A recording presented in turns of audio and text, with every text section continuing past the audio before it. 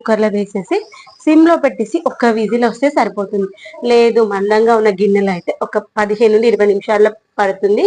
కానీ గిన్నెకి కుక్కర్కి అయితే వేరియేషన్ వస్తుంది. నేను చాలా ఇయర్స్ తర్వాత నిన్న కుక్కర్లో వేసాను. కానీ నాకు కుక్కర్లో కంటే గిన్నెలో వేసి పప్పు మనం చేసుకునేటువంటి భక్షాల పూర్ణం ఉంటుంది కదా, అదైతే టేస్టీగా అనిపించింది అనమాట. అయితే ఆ యొక్క పప్పును మనము మంచిగా ఉడికిన తర్వాత 2 విజిల్స్ తర్వాత విజిల్ తీసేయాలి. అయితే ఇంకొకటి గుర్తుంచుకోవాలి, మనము విజిల్ పెట్టుకునేటప్పుడు వాటర్ క్వాంటిటీ చూసుకోవాలి. పప్పు కరెక్ట్ మునిగేలాగా ఉండాలి వాటర్ అంటే. అంతకంటే ఎక్కువ అస్సలు ఉండకూడదు, గుర్తుపెట్టుకోండి. ఒకవేళ మీరు కొంచెం ఎక్కువ వాటర్ పోసుంటే మనము ఒకవేళ వాటర్ లూజీగా ఉందనుకోండి, మనం పప్పును మెదిపినప్పుడు వాటర్ ఉంటే ఆ వాటర్ కొంచెం పోయిన తర్వాత మళ్ళీ సిమ్లో పెట్టేసి ఆ వాటర్ అనుకోని మగ్గనివ్వాలి, దగ్గర పడినివ్వాలి. తర్వాత మనము పప్పు ఏ బౌల్తో తీసుకున్నామో అదే బౌల్తో షుగర్ తీసుకోవాలి. షుగర్ వేసుకొని ఒక 2 స్పూన్స్, ఒక 2 స్పూన్ల ఇలాచి పౌడర్ వేసుకున్నాను. వేసేసి ఇక్కడ చూసారా కొంచెమే లూజ్గా ఉంది.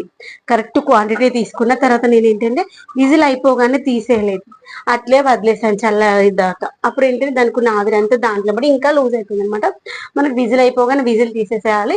అప్పుడు ఆ వేడి మీద మూత తీసేసి పెట్టేసి చల్లగా అయిపోతుంది.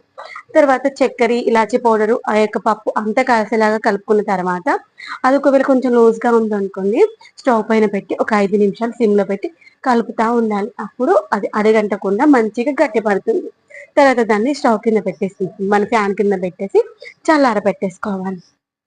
తర్వాత దానికి భక్షాలు చేయడానికి పైన పిండి కావాలి కదా, నేనైతే దానికోసం గోధుమ పిండినే వాడతాను.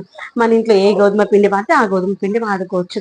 అంటే మనం బయట నుండి తెచ్చుకున్న రెడీమేడ్ పిండితో అయినా సరే, లేదా మనం పట్టించుకున్న పిండి అయినా పర్లేదు, చాలా మంచిగా వస్తుంది. దాంట్లో చిటికెడంటే చిటికెడు ఉప్పు వేసేసి చపాతి పిండికి మనం పిండి ఎలా కలుపుకుంటామో దానికంటే ఇంకా కొంచెం మెత్తగా కలుపుకోవాలి.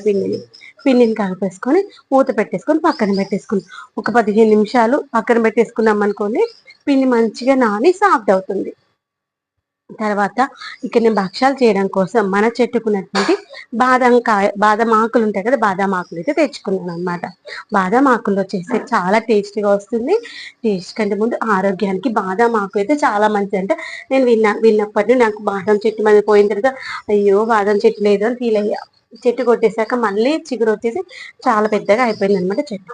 ఇక్కడ నేను పిండి తీసుకున్నాను కదా, ఆ పిండి క్వాంటిటీకి డబల్ క్వాంటిటీలో మనం పూర్ణం తీసుకోవాలి. పూర్ణం తీసుకొని వేసేసి ఇలా ప్రెస్ చేసుకోవాలి. ఆ ప్రెస్ చేస్తా ఉంటే పక్షం ఒక సైడ్ కాలుతా ఉంటది అనమాట. అప్పుడు దాన్ని సరతం అంటాం కదా, చపాతీ స్టిక్, దాంతో మాత్రమే తీయాలి. ఇలా కొంచెం ప్రెస్ చేస్తూ రెండు వైపులా మంచిగా కాల్చుకోవాలి. అలా